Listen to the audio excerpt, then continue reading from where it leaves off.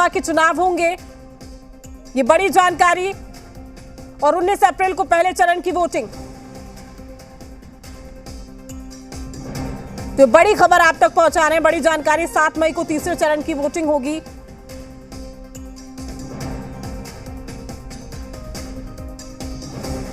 तो बड़ी और अहम जानकारी से आपको रूबरू करा दें। 7 फेज में लोकसभा चुनाव, 19 अप्रैल को पहले चरण की वोटिंग, 26 अप्रैल को दूसरे चरण की वोटिंग और 7 मई को तीसरे चरण की वोटिंग होगी। 13 मई को चौथे चरण की वोटिंग और साथ ही आपको बता दें कि 20 मई को 5वें चरण की वोटिंग होगी, 25 मई को छठे चरण की वोटिंग, 1 जून को आखिरी फेज की वोटिंग और 4 जून को आएंगे परिणाम।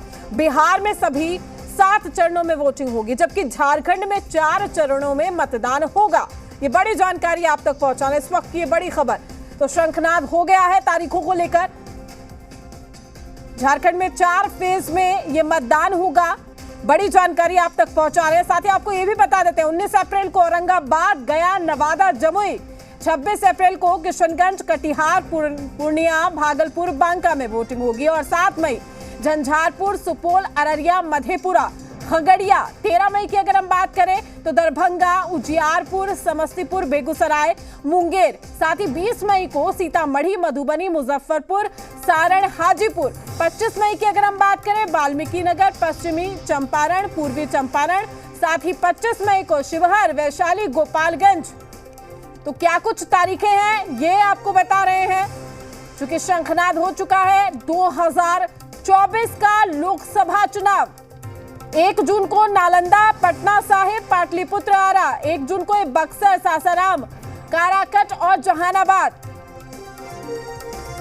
तो बड़ी और अहम जानकारी, लोकसभा चुनाव 2024 की तारीखों का ऐलान, शंखनाद और क्या कुछ तारीखें हैं ये भी हम आपको लगातार बता रहे हैं।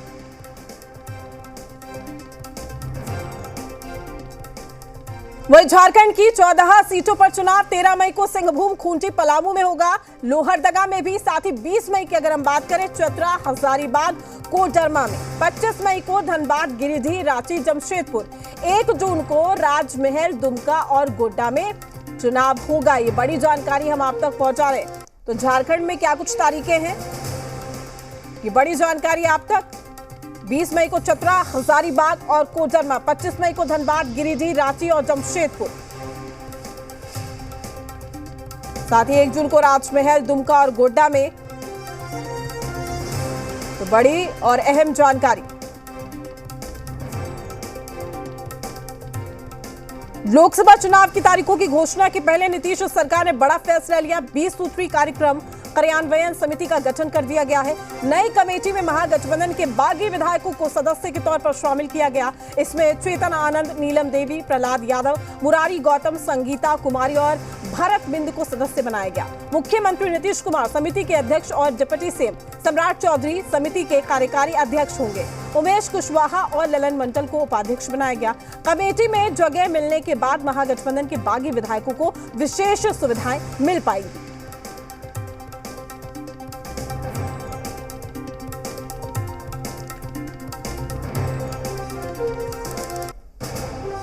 तमाम जानकारी के साथ रांची से हमारे सहयोगी धीरज ठाकुर हमारे साथ जुड़ चुके हैं। धीरज, जिसका इंतजार था, तारीखों को लेकर जो सस्पेंस था वो अब पूरी तरीके से खत्म हो गया है। अब ये शंखनाद हो गया है, लेकिन ये जो चुनावी शंखनाद पार्टियों का जो हम देख रहे थे जमीनी स्तर पर दिखाई दे रहा था, अब और कितना तेज होता हुआ नजर आ रहे हैं। कौन से ऐसे मुद्दे हैं जिन पर 2024 का चुनाव जीता जा सकता है?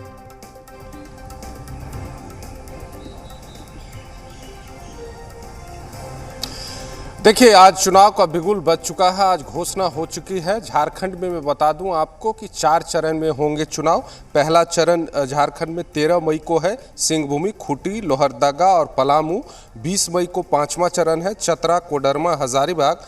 25 मई को छठा चरण है, गिरिडीह, धनबाद, रांची और जमशेदपुर। और 1 जून को 7वां चरण है, राजमहल, दुमका और गोड्डा। और 4 जून को नतीजे आएंगे। यानी कि अब बिगुल बज चुका है।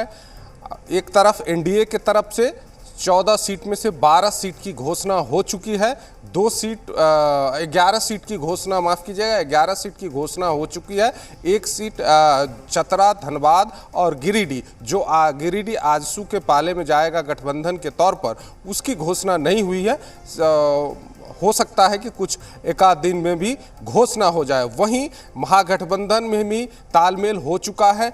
दोनों पार्टियां, जितने भी पार्टियां हैं, वो सीट शेयरिंग को लेकर के लगभग फाइनल हो चुका है। अब अनाउंसमेंट एक बाकी है, औपचारिक रूप से जो किया जाएगा। और मुझे सूत्रों से जो जानकारी मिल रही है उसके मुताबिक 5 सीटों पर, मैं आपको बता दूं कि 5 सीटों पर जेएमएम लड़ेगी और 9 सीट दूसरे पार्टी कांग्रेस और लेफ्ट और आरजेडी के खाते में जाएगी। यानी कि 9 सीट कांग्रेस को मिल रही है, जिसमें से 2 सीट कांग्रेस को, एक लेफ्ट और आरजेडी को देना है, और कांग्रेस खुद 7 सीट पर लड़ेगी।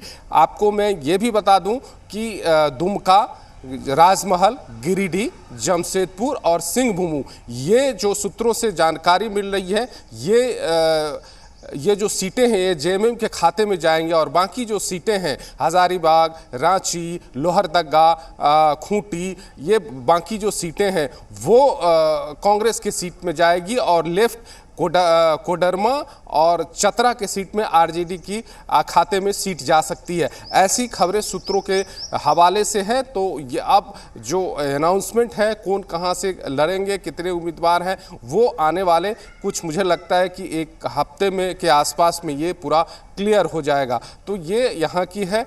अब एक तरफ इंडिया गठबंधन, दूसरी तरफ एनडीए। तो एनडीए, बीजेपी यहाँ ज़्यादा सीटों पर लड़ती है, एक सीट पर सिर्फ आजसू लड़ती है। तो यहाँ भी अब वो तो फाइनल हो चुका है। लेकिन इंडिया की बात करें, इंडिया गठबंधन की भी बात करें, तो वो इंडिया गठबंधन अब पूरी तरह से अब तैयार है चुनाव में जाने के लिए। कार्यकर्ता जोश में हैं, उनके तरफ से उनका भी दावे हैं अपने अपने। कहा जाता है कि चुनाव 3 चीज़ों पर होता है, कि चर्चा, पर्चा और खर्चा।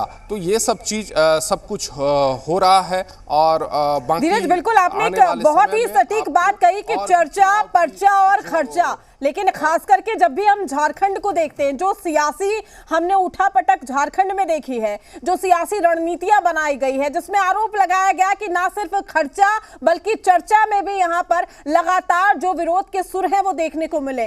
कितना चुनौतीपूर्ण रहने वाला ये 4 फेज, क्योंकि मतदान 4 फेज में होगा, शेड्यूल आउट हो चुका है। कितनी चुनौतियां, खास करके मैं देखिए हर एक पार्टी का जिक्र करूंगी, लेकिन सबसे पहले मैं आपसे जेएमएम को लेकर पूछने की कोशिश करूंगी।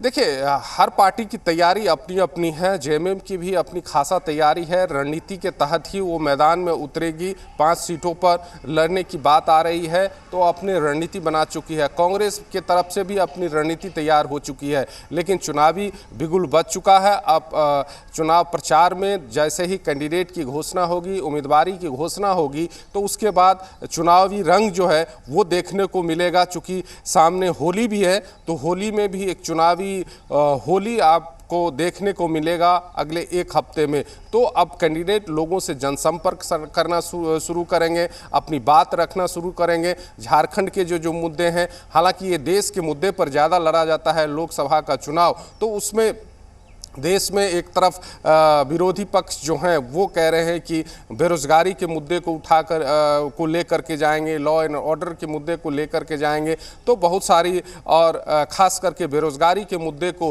विपक्ष जो है वो ज़्यादा उठा रही है और लोगों के पास जाएगी। वहीं एनडीए जो है वो 10 साल के काम गिना रही है और कह रही है कि मैं 10 साल में जो काम हुआ है बीजेपी के सरकार में, एनडीए की सरकार में, वो जनता के पास लेकर के जाएगी। तो चुनाव का जो माहौल है, गर्म माहौल है, माहौल राजनीतिक रूप से गरमाएगी। वाद विवाद दोनों पक्ष जो हैं, इंडिया हो या इंडिया गठबंधन हो, और जो भी कोई निर्दलीय प्रत्याशी लड़ते हैं, वो अपनी बात जनता के सामने रखेंगे। अब तो ये बाद में ही पता चलेगा कि जनता किसके पक्ष में जाएगी, क्योंकि जब नतीजे आएंगे तभी फैसला होता है। लेकिन देखिए, सबसे बड़ी बात ये हो जाती है धीरज कि ना सिर्फ लोकसभा लोकसभा चुनाव जिसका अभी हम जिक्र कर रहे हैं, चूंकि तारीखों का ऐलान हो चुका है, बल्कि झारखंड की अगर मैं बात करूं इस साल विधानसभा के चुनाव भी होने में है।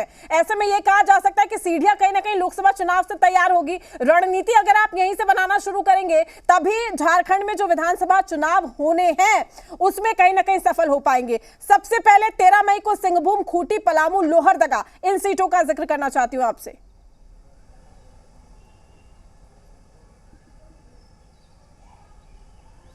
देखिए, लोहरदगा जहां तक अभी सिंहभूमि की बात करें, सिंहभूम में गीता कोरा कांग्रेस से सांसद 2019 में चुनी गई हैं, लेकिन इस बार वो बीजेपी ज्वाइन कर ली है और बीजेपी की उम्मीदवार है। बिल्कुल, मैं विस्तार से आपसे चर्चा करूंगी, लेकिन स्वप्निल भी हमारे सहयोगी जुड़े हुए हैं, साथ ही उनके साथ मदन सहनी जी भी मौजूद हैं और ऐसे में